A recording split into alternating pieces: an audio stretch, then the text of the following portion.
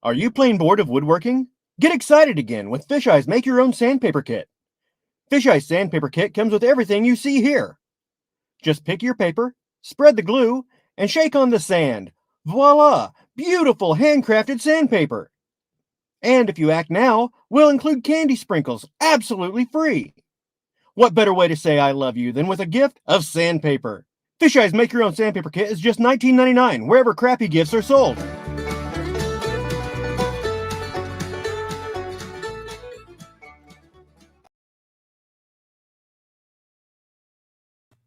Hi, everybody, and welcome to the 21st episode of the Hour Before Thursday Night Live. It's January the 13th, and I want to remind everybody to refrain from any politics, religion, or racism, and most of all, be kind to each other and show everybody some respect. And if you don't, well, out you go. Anyway, with that said, I'd like to introduce for the my evening's co-host, Jim Beauchart.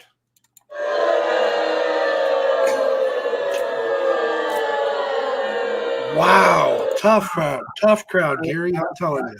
I just can't control those people in the chat, you know. Maybe you're charging too much at the door. They're disappointed. Yeah, I would be. So how's things going there? Well, pretty good. I tried some new shampoo. How's it smell? Oh, I can't smell it. Really? You don't have a scratch and sniff screen? Oh, here. Oh, it's beautiful. It's wonderful. There you go. Well, we got an exciting guest today. We just don't know where we're going with this guy. Been there, done it all. Oh, yeah. Well, you know, you said you wanted to be him if you ever grow up. So That's right. without further ado, from RL Photography, it's Ron Lockwood. Whoa, tough crowd. I do like the scratch and sniff screen thing, though. That's pretty good. How you guys doing? Good. How about you, Ron? Good, doing good. Good amount of people coming in the chat there tonight. Yeah. I see Steven Drones, Johnny Drone Flyer, D&D Aerial Views, Bill from Newfound Drone Productions, Art from Artco, Mr. Carlson's here, Thomas O'Sullivan from Ireland, Jerry Bauer, Andy, L. Smeghead is here, Ron from RL Photography's here. Yeah. One Vision Aerial, we just made him a moderator. Who else? There was early people. There was Unlimited Vertical. John's here. He's on the wall. Almost everybody in the chats is on the wall. We're getting a big wall. You're up on the wall there. Man, did I make the wall? Yeah, Oh my gosh! Right there. You're the only guy that's got a fish in the picture. Yeah. Wildlife stuff, you know. Mudball and Fisheye are here too. Mudball and Fisheye. They were the first ones in. He said he was the first American, but he was the first overall. Mm. As a teaser, I'll make a comment and then delete it so that I can be the first, right? So yeah. So how's things there, Ron? You're in Wyoming, right? I'm in Wyoming, previously South Dakota and California and Nevada, and most of my life and career, though, we're out on the East Coast in Pennsylvania. Yeah. And I was there till 2011. Worked for a helicopter flight program for 22 years. Wow. Had a great career there. Unfortunately, due to money and finances and everything, they shut the flight program down. But I had a great experience there. Got to be part of 9/11. We were only about an hour and a half, 2 hours from New York City, and spent about a week at 9/11. Did a little bit of work down at Hurricane Katrina down south in my paramedic career. But yeah, when things shut down, I went out to California and spent 2 years on an Army base there. Company I got hired with right from Pennsylvania, they ran and operated helicopters and fixed wing aircraft in, I think, 45 states. And my job was on a military base, two big military bases in California. And our job was to protect the soldiers. Big training base. Sometimes they would get thousands of soldiers there. And our job was to protect them because they went out and did a lot of high risk training. A lot of them came there to train.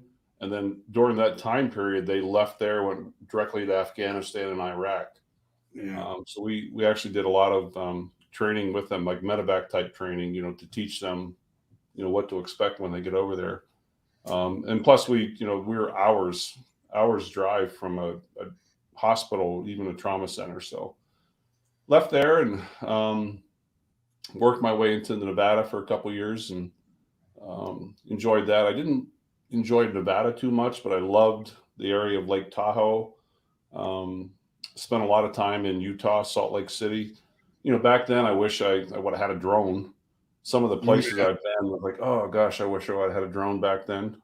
But it's amazing how we look at the world differently.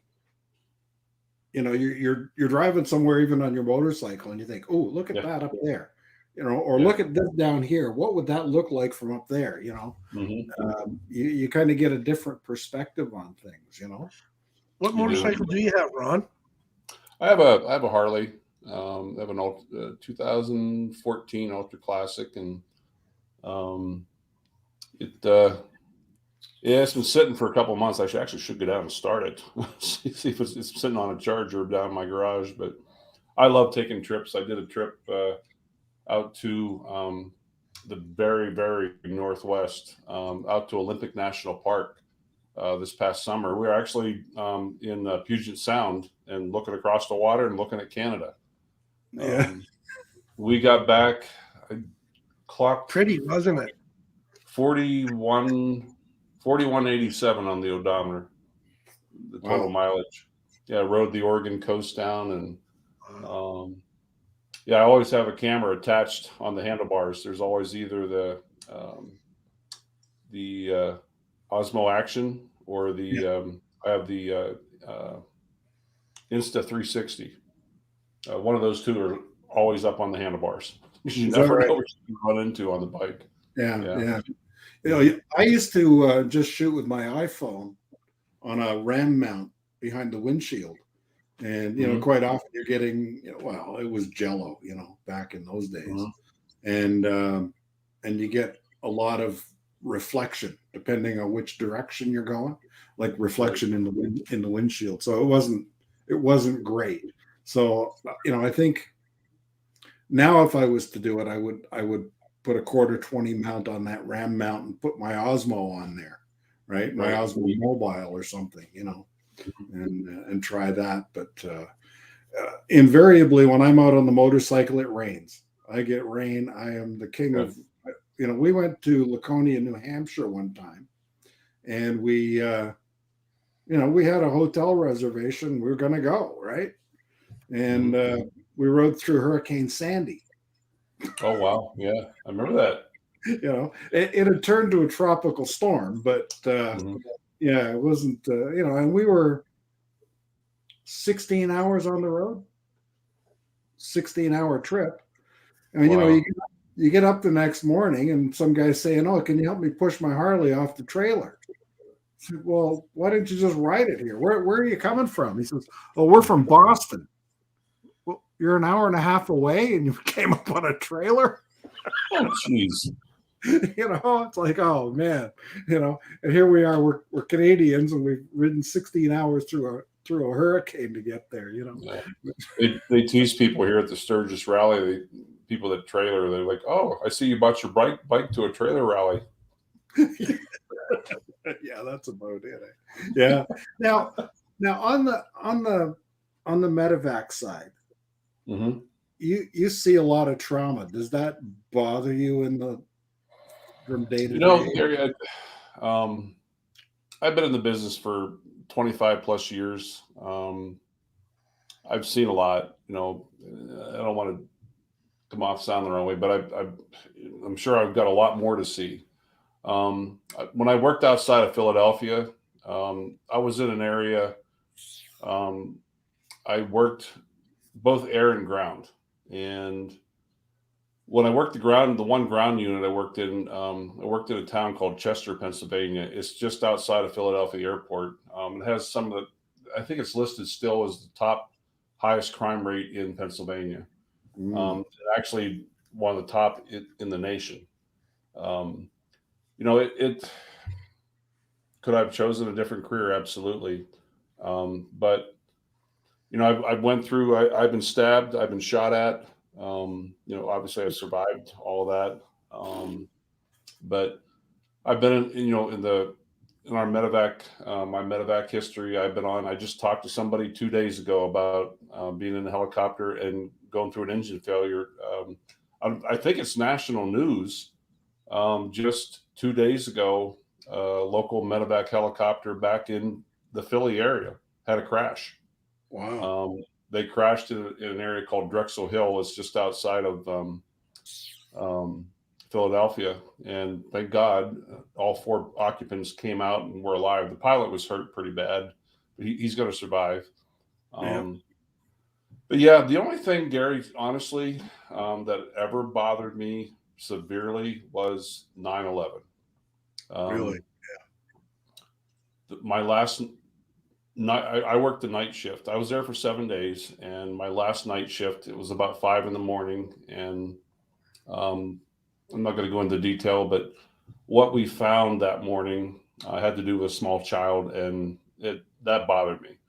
My hands go down to the guys that were there for. I had one guy that I met 10 years later at a job that I was the new job that I started when I left Pennsylvania. He was from Jersey City, and he was there for I think 2 weeks, 2 to 3 weeks, and my hat goes off to those guys. I mean, they are the true heroes, the true, you know, guys that just hung in there. After 7 days of seeing what I saw and dealing with that, yeah, that one bothered me. It emotionally affected me for several months, close up to a year. I became a different person for a while, and then I adjusted. I came back out of it, you know. But no, you learn. I think the thing that we do in our job is we come back from a bad call, and then you bust on somebody. You know, we tease each other and pick on each other, and that's our way of, you know, our release. You know, and you've got to have a tough skin in our job line of work. Well, you know what? I was a volunteer firefighter for a few years. This is going back 40 years, and right.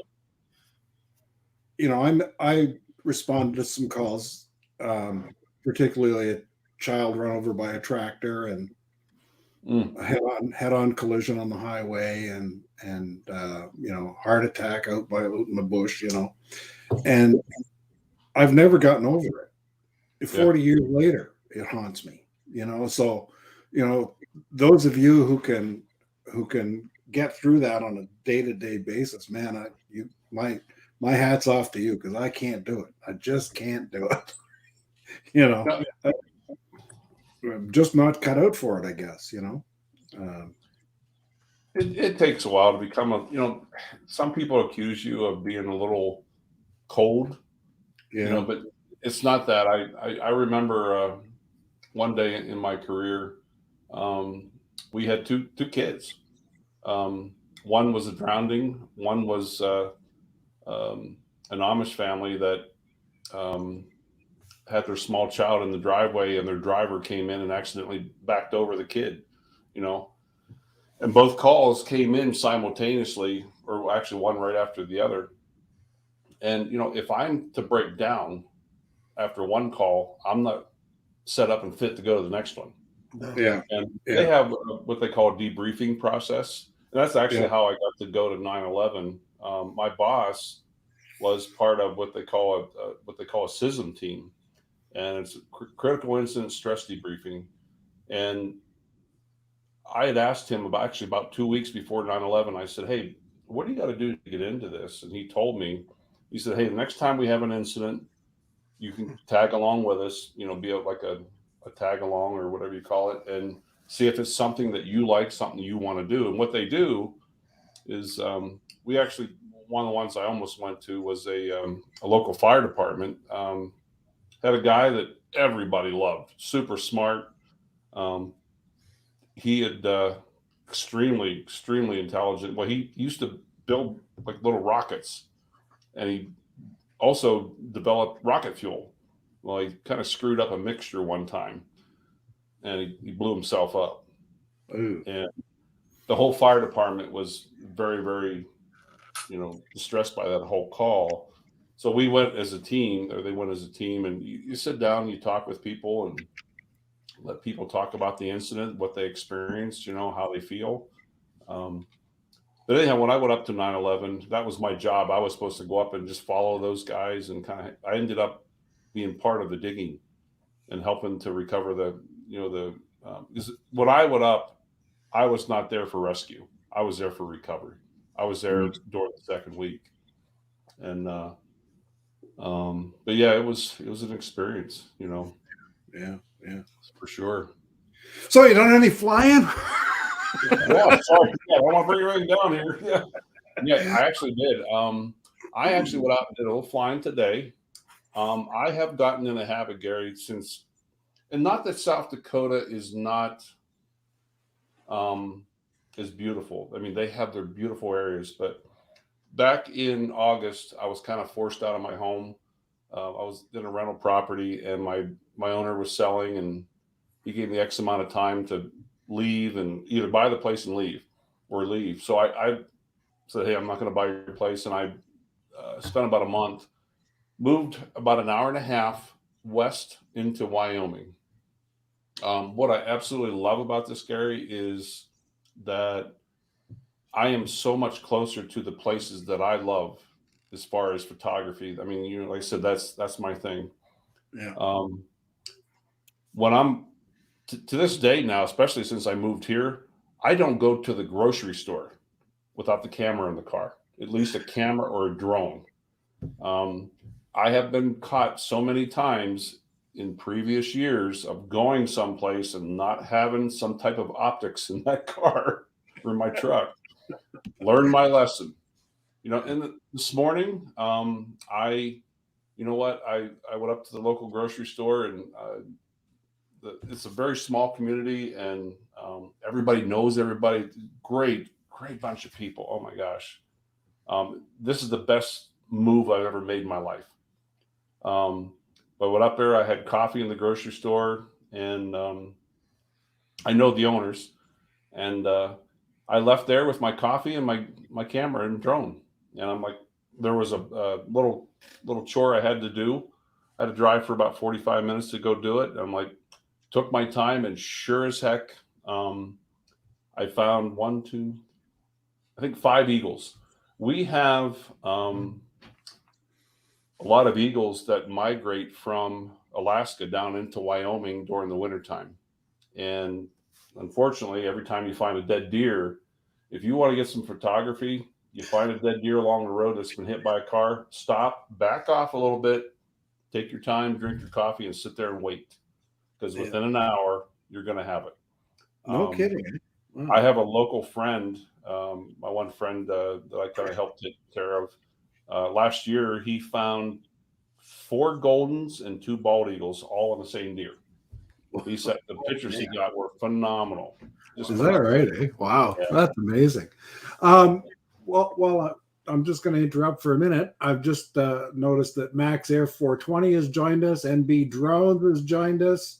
Rob Camarda from Aviano has joined us. Chris from Sunrise Water Media. Matt, did I say Matty from Matty's Drone World? Not yet. Matty's joined us too. He's on the wall. Yeah. He's up there. Yeah.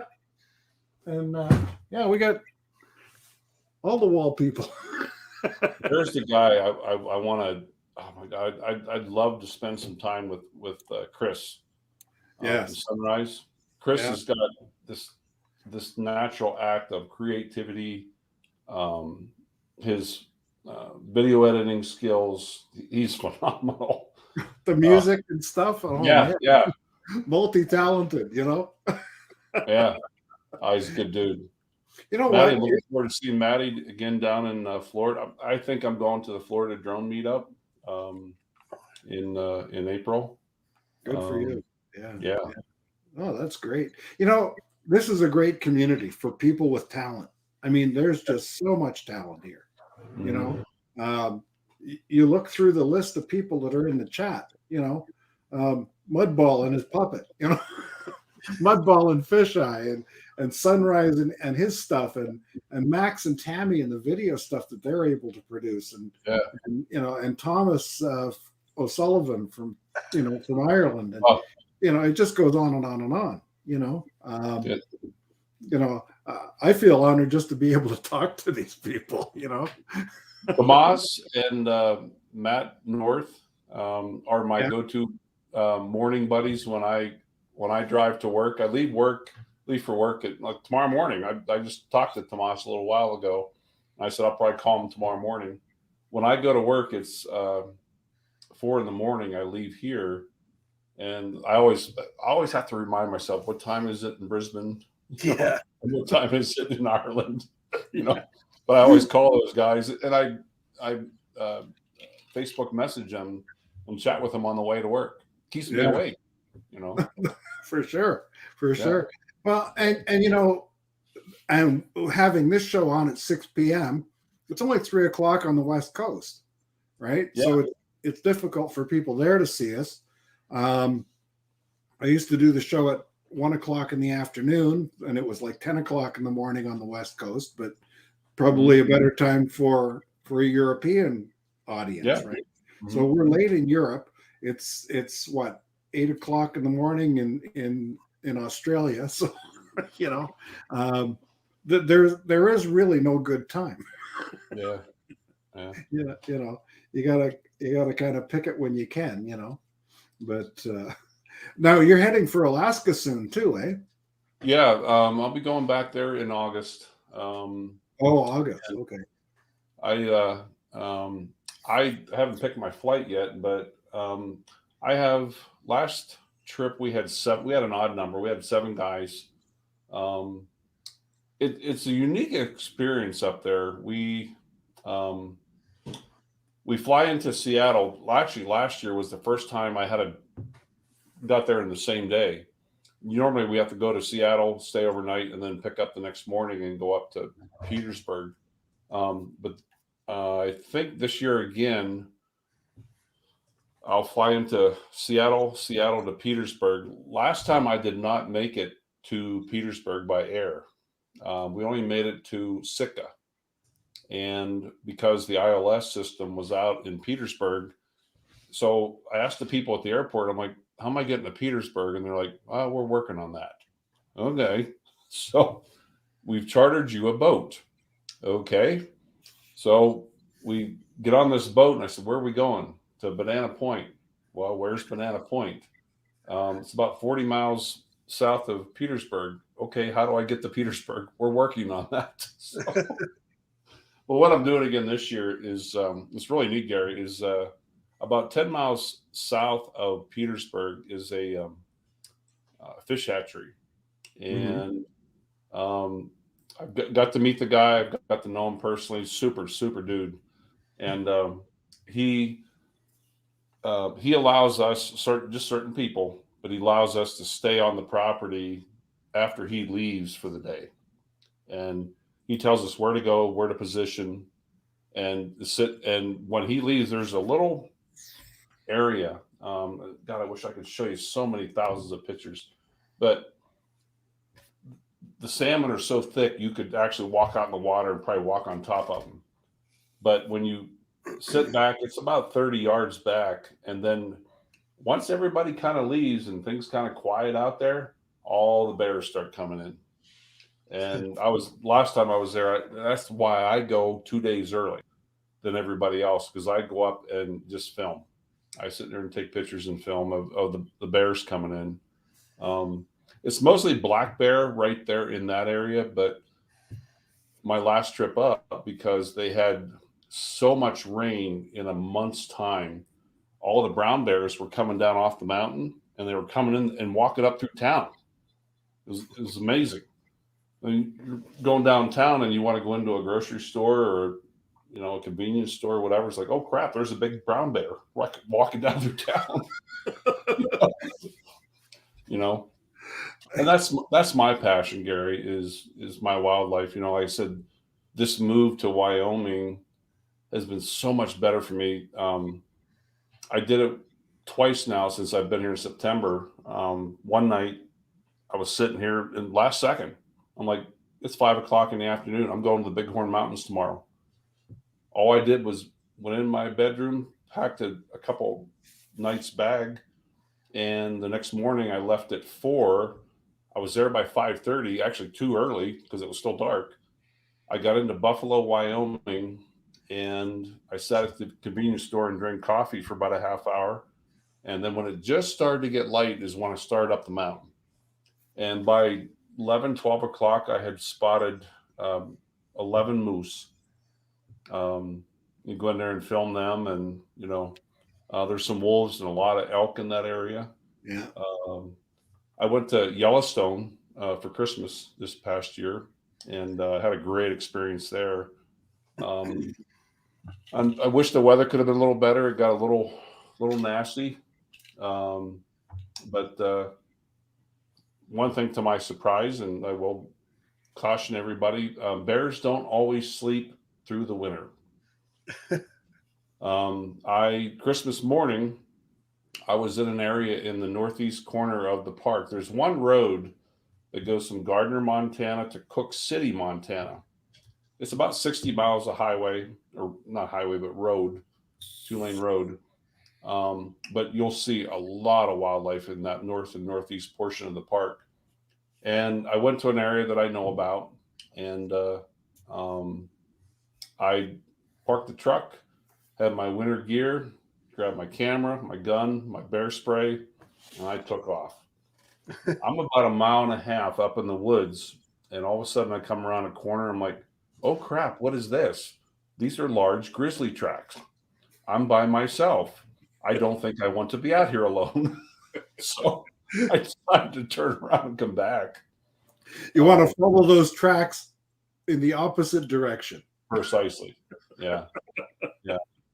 If you're going to watch the tracks, make sure you're looking at the toes, not the heels. Yeah. One thing anybody that's listening, kind of a bad experience this year in Yellowstone, back at Christmas, they have rules set, about approaching the animals. And again, I'm a wildlife photographer. I love doing that, but take the time, spend the money, and buy yourself good camera equipment. I had a lady that I met last spring, and she's not a park ranger, but I forget what her job is. I think called an educator. And she pulled up alongside me and she looked at me, and I rolled down my window and she's like, I thought I recognized you from back in April, May. I'm like, hey, how you doing? She goes, hey, I just got word that there's a fresh elk kill up at the junction. I'm like, go, I'm following you. So I get in behind her. We get up there, and sure enough, there are 6 wolves 150 yards off the road. I'm like, oh my God, what a photo op. I'm out of the truck. It's snowing like crazy.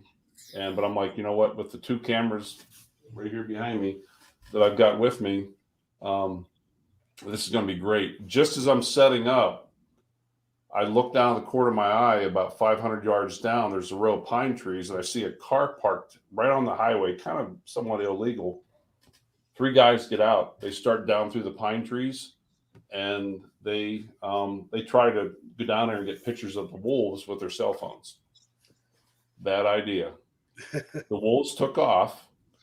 She witnessed that, and she has a radio. She radioed the rangers, and within 5 minutes, there was a couple of rangers there. Those guys were cited, and they said it could be anywhere between a $5,000 and $15,000 fine for approaching that wildlife. Yeah, and I didn't get the shot. I missed the wolves. They took off, and unfortunately, but yeah, Yellowstone is a beautiful place to go. It now that I said I'm so much closer, I'm so much looking forward to this summer and the spring, and I plan on spending several more trips up there. What's the I weather want to like? go I'm ahead. sorry, I was just gonna say, what's the weather like in August in Alaska? In Alaska, last time it was 50s, 60s. Down in southern Alaska, where we're at, it is when you're down along the water, it's kind of like a moderate winter. You don't see a whole lot of snow, and the temperatures aren't as brutal. You go Yeah. up into Fairbanks and up into Anchorage and Nome, those areas there, that's where you're getting the 40, 50, 60 below, which I have no desire to get up and to see that. I have a friend works up in Anchorage, and I am going to take him up on it. I'm not sure during the winter. He works for a life flight service up there, and he's like, Ron, anytime you want to come up and do a ride along with us, and as an observer, come on up, man. He goes, you stay at my place, and and but to see how they do their work up there, they he was just telling me the other day that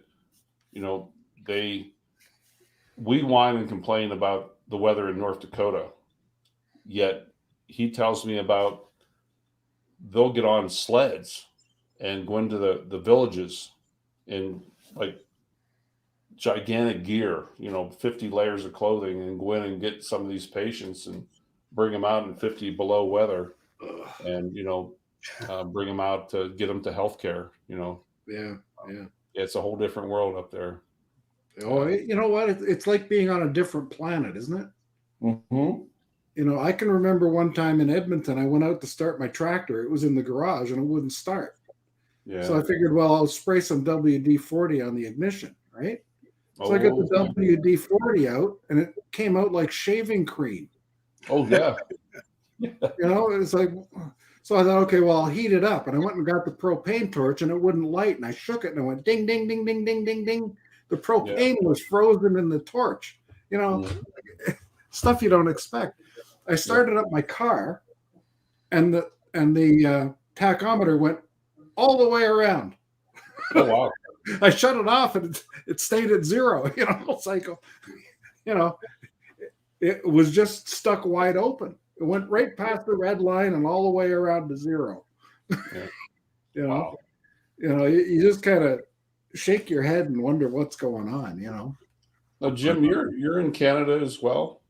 Yeah, Gary and I are about 40 minutes away from each other. Yeah. Okay. So we have a climate that's similar to what you're used to in Philadelphia, right? We're between Detroit and Buffalo. Oh, okay. So you guys get a lot of snow. Sometimes. Yeah. Hold on. Let me just share. I got a picture here. Hang on. Let me see if I can share this. Is that the one? Last 2 days, you've had relatively warm weather at just -1. Oh, this one. It's weird how and I'm sure both of you can attest to this. Is like today, it was like around 40 here today. I'm out there in a light sweatshirt. You bring a Floridian up here, like, oh my God, they're like 19 layers and yeah. I noticed that same thing when I went to Vegas in November.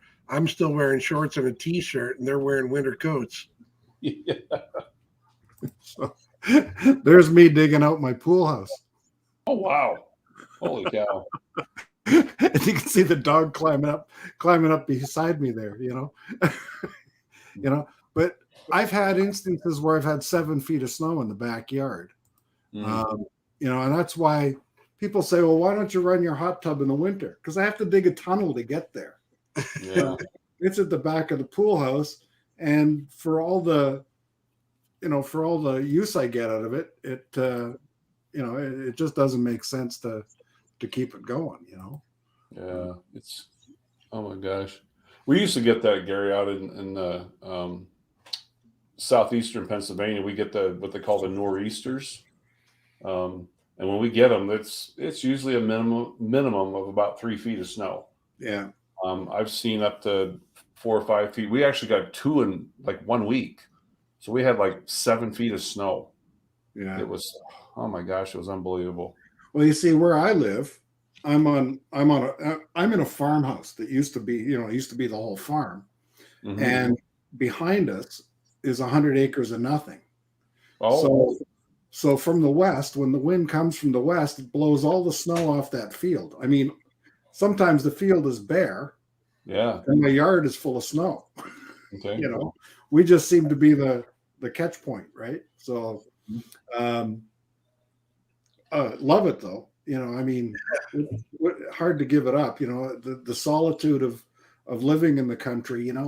It's much like you have. Like we see deer in the yard. They don't come up close. Raccoons. I've had beavers in the driveway. Wow. There's all kinds of stuff. And even sometimes, you go out with the dog and you stand underneath a tree. Mm-hmm. And if you breathe deep, you can smell the tree. Yeah. You can smell that pine, right? Mm-hmm. And if you stay there long enough, you can taste it. Oh yeah. And I grew up in Northern Ontario. Just to give you an idea of my background. When I was a kid, the pine trees, you'd get the sap would ooze out of the pine tree. Mm-hmm. We used to chew that for gum. Really? Wow. Pick it off the tree and you have that for all afternoon. That's It was kind of sweet and piney. Mm-hmm. Yeah. That's just what we knew, right? Yeah. It was. Oh, and Peter Carroll has joined us, and Jody Drone Shots is in the house, and I saw Bob Casey and Tammy Jean. Tammy Jean's on the wall with Max there. Yeah. Yeah. They should just about be getting ready for their shower. Yeah. We got 30 people watching and 22 likes. So hit the like button if you want. If you don't, well, that's up to you. Supports the channel. Let's run another like them. Mm-hmm. But I absolutely, Gary, just going back, I absolutely love this area, and again, doing what I love to do. The wildlife photography. I am so close now to so many areas that I enjoy photographing. And there's one area, like I said, the Bighorn Mountains. When you might leave my house, an hour and a half, I'm at the base of the mountain. It's in Buffalo, Wyoming. And the weather patterns are so different. I remember in July, about 7 years ago, I was here and it was 78 degrees in Buffalo. Started up the mountain, July 9th, as a matter of fact, was the date. By the time we got to the top of the mountain, I looked over at my buddy and I said, "Am I seeing things or are we really in a blizzard?" He goes, "No, Ron, we're in a blizzard." So July 9th. You never know what you're going to find. No, that's right. That's right. Yeah. When I lived in Edmonton, I went out one day and I had to make a sales call, and it was west of Edmonton. And I headed out in the car, and it was, 2-hour drive, 2.5 hours. And I'm driving, and it's in the morning, and it's dark, and then it starts turning light, and it's foggy, and I pull into the place where I'm going to make this sales call. I go in, and I have a meeting with this guy for about an hour. And I walk out to the car, and I look up, and there's the Rocky Mountains. And it was like, it was one of those moments that just takes your breath away, right? Yeah. And I thought, well, I'm in Hinton, Alberta. I'm going to spend an hour. I'm going to drive up to Jasper National Park, and just unbelievable going past, the river going down between the mountains and stuff like that, and the mountaineer, the tourist train that goes through the Rockies, and just a wonderful place. And then I ended up going back. These are back in the days when I had a Yamaha 400. Oh yeah, yep. I remember that was a touring bike back then. Oh yeah, yeah. When a 750 was a really big bike, right? Mm-hmm. And and doing those little jaunts on the bike, up to Rocky Mountain House and Yeah. places like that.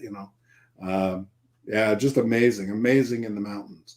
And back then, hey, no drone, no camera. I didn't. I just found out. Some people ask me that question, like, when did you get into drones? I just found out 2 weeks ago. It reminded me. You get the Facebook memories. Yeah. And January 6, 2017, my Facebook memory come up and it's like, I got my first Phantom 4 Pro. Wow. Yeah. And you know what? I thank God for so many people on YouTube, so many channels. I am so thankful because my life in photography has been with still. I said I was a wedding photographer for 22 years. And that's where my expertise was. But when it comes to video, it's like, oh gosh, I got a whole new thing to learn here. And if it weren't for the people that I have met over the last, I said, 3 to 5 years now, I wouldn't be where I'm at today. I still have so much to learn. And there's so many people that I'll go into their live streams and I'll sit there and silently watch them and listen to them. What is it that they're doing? And I'll watch their creativity. I'll watch, how they edit, and that's how I take all that in, and that's how I get my, what I do. Yeah. So. Well, I think we're all honing our craft over time, right? Right. I just edited my first video in DaVinci. Oh. This week. Never used DaVinci before. I always used iMovie, right? Yeah. And it was a bit of a learning curve. It wasn't too terrible, but I could see that maybe the quality improved a little bit. Oh yeah. It made me pay a little more attention to the cuts, and hey, I was cutting more. I had things that I had edited before, and I was putting them into DaVinci, and then that 6-second clip became a 3-second clip, right? Just to try and make it right. One thing I can recommend to people from a mobile standpoint, I use 2 programs. One is I'm a Final Cut Pro guy, and I'm sure in talking to so many people recently, like I might kind of venture towards DaVinci as well, but when you get used to one program, it's like, oh, do I want to spend the time to learn a whole new one?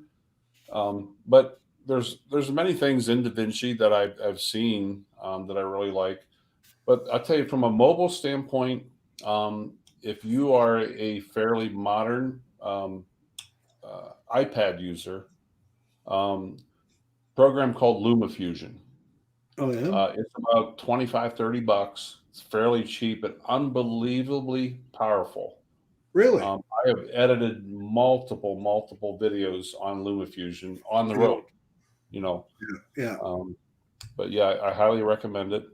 And like I said, when I go out, well, I was out in Yellowstone, for Christmas, and a lot of clips that I took, and I come back to the hotel at night and I sit on LumaFusion and put those clips together. You know. Now, Final Cut Pro, is that the Adobe program or is that Apple? It's not Adobe. Nope. It's Final Cut is its own entity, so to speak. Okay. But really good program. Yeah. Real good. Yeah. Because I don't think you can go wrong with any of the high end stuff, right? Yeah. A couple of people mentioned, they've got LumaFusion. Yeah. I see Steve Carpenter's joined us from SC Areas, and Steve, I got to talk to Steve. Maddie's doing the thing there and getting rid of my my bots that are attacking the thing. So thanks, Maddie. I haven't been watching the chat too closely. Have you noticed any questions coming up, Jim? No, nobody's questioning. Good. They're just I'm not boring people. enthralled with the stories from Ron. Yeah, yeah, no. It's No, I wanted to talk to Steve, and I'm sure a lot of people have already seen this, but I actually Steve is the reason that I turned on to a program called Luminar 4. It's a still photo editing program, yeah, and then they come out with another version called Luminar AI. Well, they just come out with a newest one called Luminar Neo, and it's not 100% out yet. But if you buy it now, they're thinking maybe the end of February. And I rolled the dice today. I bought the pre-production program. It's not fully developed, but if you buy it now, you get it at a really, really good price. But it's unbelievable. You can take a really crappy photo. I mean, a really crappy photo, and make it look like, oh, unbelievable, yeah, unbelievable. yeah. No, So, I spent a lot of years with Photoshop, mhm. but I was doing it for a living, and it wasn't a fun program to use when you're Oh, when you're when you're on it 8 hours a day, But what did you do, Gary? I used to work for a company called Store Image, and we did signage for stores. And Oh, okay. you'd get weird requests from clients. They want this thing changed or that thing changed. And I remember getting one from Old Navy, and it was a model, and she's wearing a sweater, and it was an ad for the sweater. And Okay. they said, she looks cold. Can you make her look warmer? Okay, well, you start adjusting the curves and bring up a little magenta, you make her look a little more tan, right? Mm-hmm. And So sent the proof off, and they said, well, no, we could still see her nipples through the sweater. So I was entirely on the wrong track, mm-hmm. And I had another one, and I kept messing with it and messing with it and messing with it. And they said, change this, change that, change the color of the carpet, change the color of the wall, and oh, we can see a shadow there that's not supposed to be there. It went back for proof probably 15 times. Right. So it And sounds like finally, you got a pretty extensive background in photography yourself. well, no, I wasn't doing. I was only editing the photographs. I didn't have any choice in taking them. But anyway, finally, I ended up doing it. And in the background was a laundry room, and I photoshopped a mouse sitting underneath the washing machine, Mm-hmm. right? And damn, if I didn't go on holidays, they approved it, and those signs were in Home Depot for about 7 years with a mouse. Wow, that's great. And nobody ever said a thing, and I can remember doing one for Walmart, and it was a kids section, and they said, this one kid had an afro, make the afro shorter. So I had to kind of crop it down and blend the background in, and it went out on proof, and Walmart was happy with it, and I sent it to the press room, and they said, no, the print's coming out wrong. The kid on the left looks kind of toasty. And I said, it's a black kid. And they said, why the hell would Walmart put a black kid on a sign?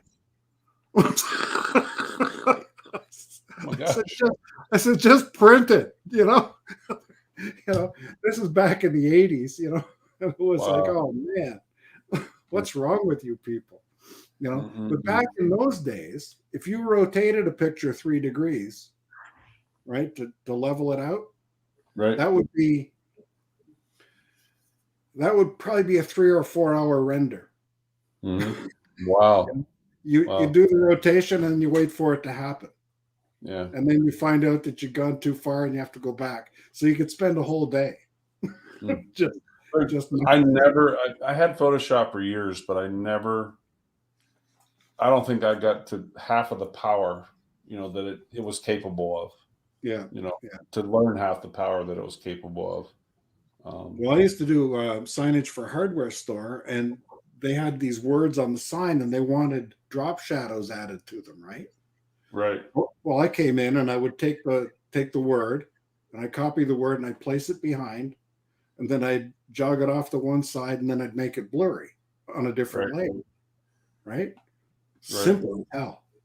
They couldn't believe that I could do a poster like that in under a day. Really?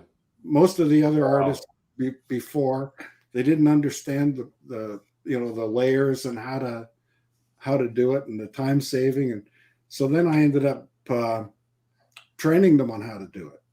Okay. And then I went out on my own, and I was just teaching print shops how to run Photoshop and Illustrator. Right. Right. So I did that for a year, and once everybody knew, then I was out of work. Oh, shoot. Wow. But yeah, those were the days, Yeah, absolutely. But computers have come so far, and the stuff you can do now you couldn't have dreamed of 20 years ago. Mm-hmm. I know. I said I sit back and think today, I wish I had a drone 15 years ago. Some of the things I could have gotten and seen, and there is somebody knocking at my door, but I refuse to answer it. So well, we're off here in 7 minutes anyway. So. Yeah, they'll wait, whoever it is. Yeah. I'm surprised. I've never had it. The funny thing is, I've never had anybody. It's probably Chris Hope delivering a pizza. You saw that episode, huh? Oh yeah. Now, that was on Matt North's, wasn't it? Yeah. Oh, yeah.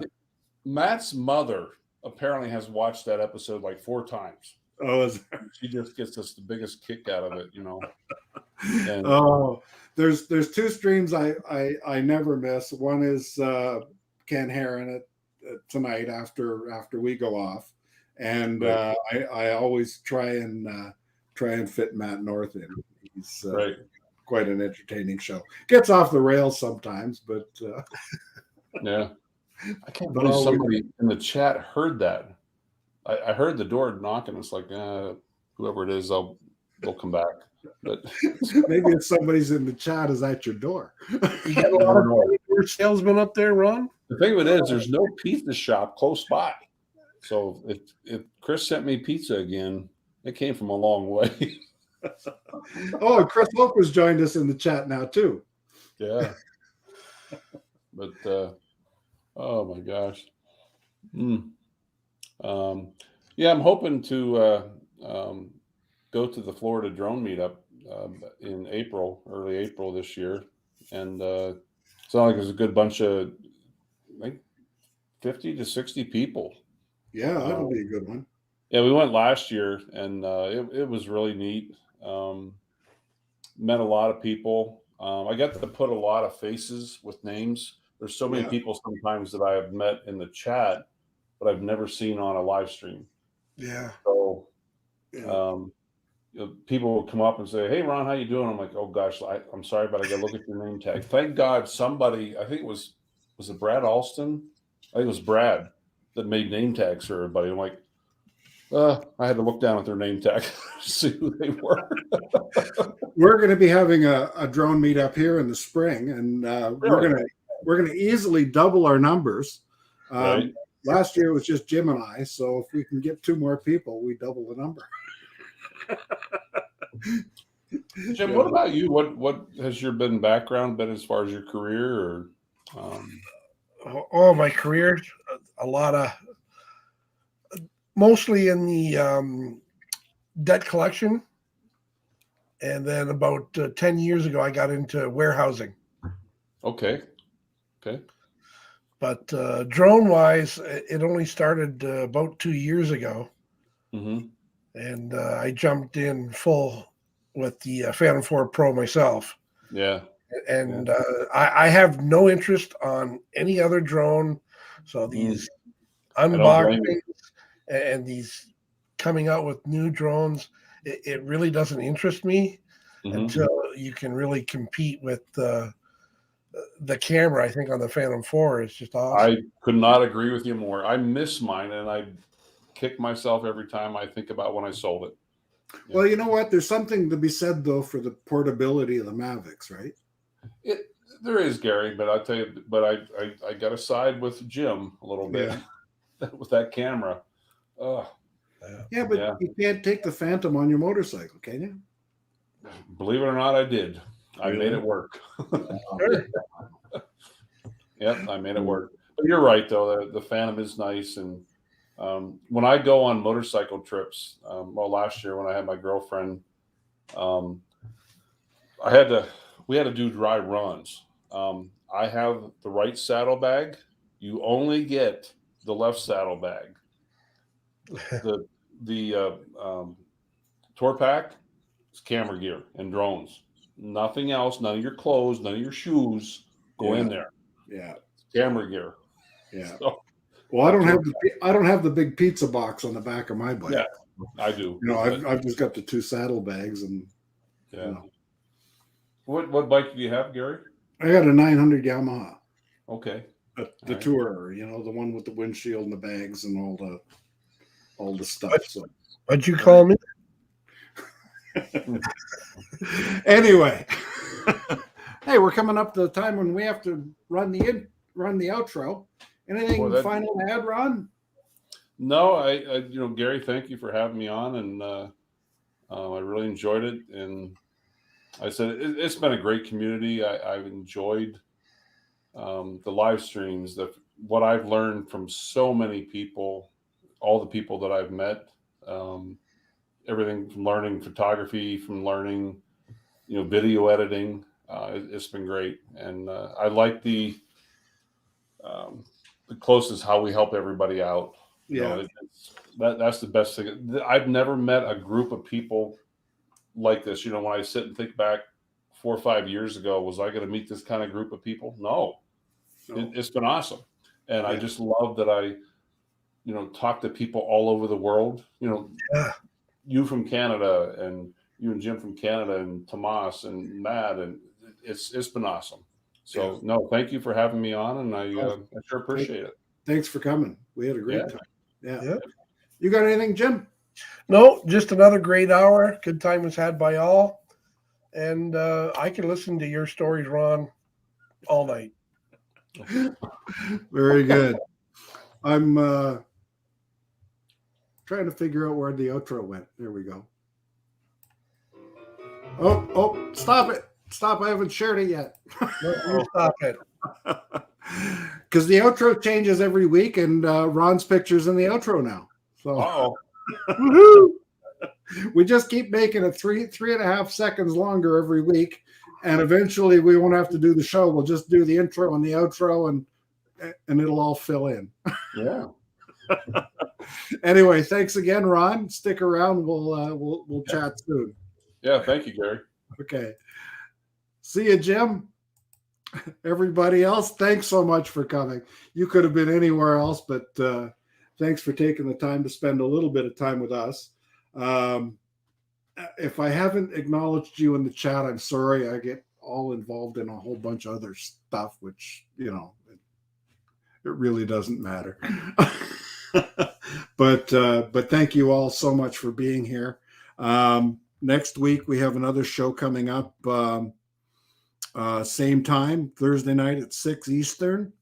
And Stephen Sutton will be our guest. So should be another interesting show. But in the meantime, here's the outro. If I can figure out how to do it, because I'm terrible at this. I need a producer to be able to push the buttons. But here we go. Anyway, thanks again. See you next week.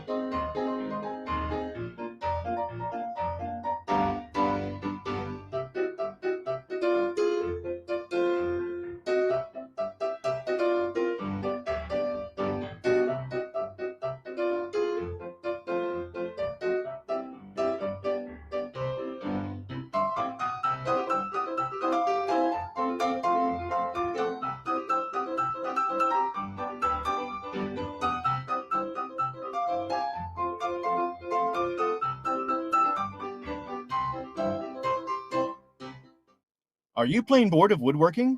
Get excited again with Fisheye's Make Your Own Sandpaper Kit. Fisheye's Sandpaper Kit comes with everything you see here. Just pick your paper, spread the glue, and shake on the sand. Voila! Beautiful handcrafted sandpaper. And if you act now, we'll include candy sprinkles absolutely free. What better way to say I love you than with a gift of sandpaper? Fisheye's Make Your Own Sandpaper Kit is just $19.99 wherever crappy gifts are sold. Well, a special thanks to everybody that stuck around to the end of the show of the hour before TNL. All 2,417 of you.